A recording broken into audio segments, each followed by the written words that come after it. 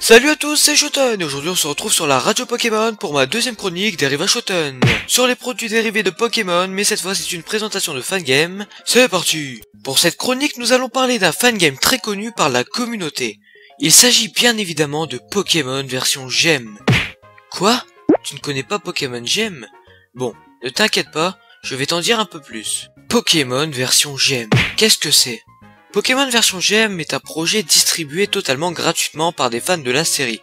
En développement depuis 2008, le jeu a connu plusieurs versions de démonstration avec les années. Parti du Pokémon SDK de Yuki, Anji MK a recréé les régions officielles de Nintendo pour les regrouper dans un seul jeu. L'esprit de la série est conservé et respecte parfaitement l'ambiance des premières versions officielles sur Game Boy. Voilà, vous savez maintenant ce qu'est Pokémon Gem. Parlons maintenant des avis et des critiques de la communauté de Pokémon Gem. Vous aurez donc l'avis et les critiques de 5 personnes, y compris le chef de la radio Pokémon en chair et en osselet, Elric.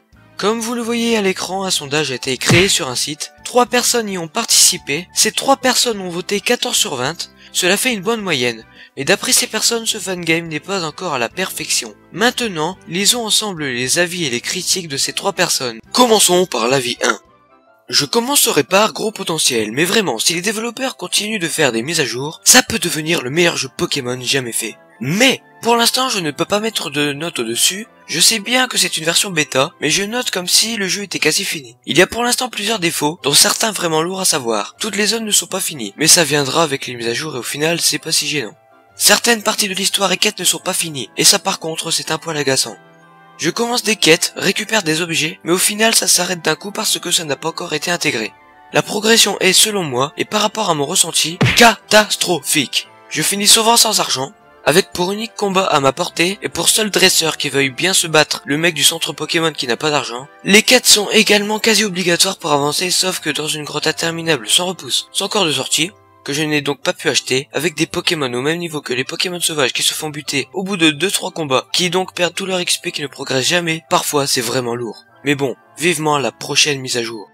Passons à l'avis 2. J'ai essayé Pokémon Gem et j'ai un avis mitigé sur ce jeu. Ça a l'air d'être réalisé avec RPG Maker et il est plutôt bien fichu sur pas mal de points. C'est une version bêta qui fonctionne plutôt bien. En plus, il tourne très bien sur de très bons vieux PC, donc idéal pour une petite machine portable un peu ancienne. Sur le jeu lui-même, il y a des originalités comme un système de quêtes, diversifiant le jeu même, si pour le moment, je n'ai aucun droit qu'à des quêtes FedEx, pour le moment.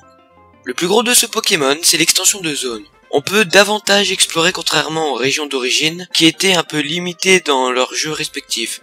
Le challenge est relevé, même s'il y a des incohérences, genre on trouve des dresseurs avec des Pokémon level 75 à Argenta, ou même un Pokémon sauvage level 80 dans la forêt de Jade. Ce sont certes des cas isolés, mais l'équilibrage est clairement un gros point faible. De plus, on ne peut pas sauvegarder partout sauf si on joue en facile, ce qui nous prive du multi-XP. S'il y a d'autres choses à déplorer, c'est le centre Pokémon qui devient payant et seul et unique point de sauvegarde en niveau de difficulté normale et plus. Sauf si on achète un objet servant à cela. Personnellement, je trouve que c'est une mauvaise idée. Écoutons maintenant l'avis d'Elric, le chef de la radio Pokémon. Hey, salut Shoten! Étant donné que Pokémon Gem est un jeu qui rassemble la quasi-totalité des régions déjà existantes des jeux de la licence Pokémon, on peut déjà dire qu'on va passer un sacré bout de temps et ça c'est déjà grave cool. La plupart des choses que les fans aiment se retrouvent dans ce jeu, comme les Pokémon qui nous suivent par exemple. De plus, je trouve le système de quête et l'incroyable histoire de ce jeu juste géniaux. Et ce que je trouve encore plus incroyable, ce sont les easter eggs. Impressionnant cela. Bon, le seul bémol que l'on peut dire sur ce jeu, c'est l'argent. Il va vraiment en falloir des masses si vous voulez avancer dans le jeu, et ça, ça plaît pas à tout le monde. Mais moi, même si des fois, ça me casse un peu les... ça me dérange pas trop, voilà. Allez, bye! Maintenant que vous avez vu ces avis et ces critiques, émettons une conclusion sur les points positifs et négatifs. Alors, les points positifs. Beaucoup d'heures de jeu pour jouer, les Pokémon qui nous suivent, les quêtes, la version 4.0 est prévue. Les points négatifs, l'argent, les quêtes non terminées, l'équilibrage du niveau, centre Pokémon payant, et la sauvegarde. Envie de commencer l'aventure Pokémon Gem dès maintenant? Alors écoutez la vidéo jusqu'à la dernière seconde. Pour jouer à Pokémon Gem gratuitement, il existe un tuto. Celui-ci se trouve dans la description. Soit vous suivez le tuto en vidéo, soit vous suivez le tuto par écrit. Ce fangame est créé par RPG Maker, il est donc sans virus et testé par moi-même. Voilà, nous arrivons à la fin de cette vidéo. N'hésitez pas à mettre un pouce bleu et à vous abonner, ça nous encourage. Et moi je vous dis à la prochaine pour une nouvelle chronique. À vous les Poké Studios.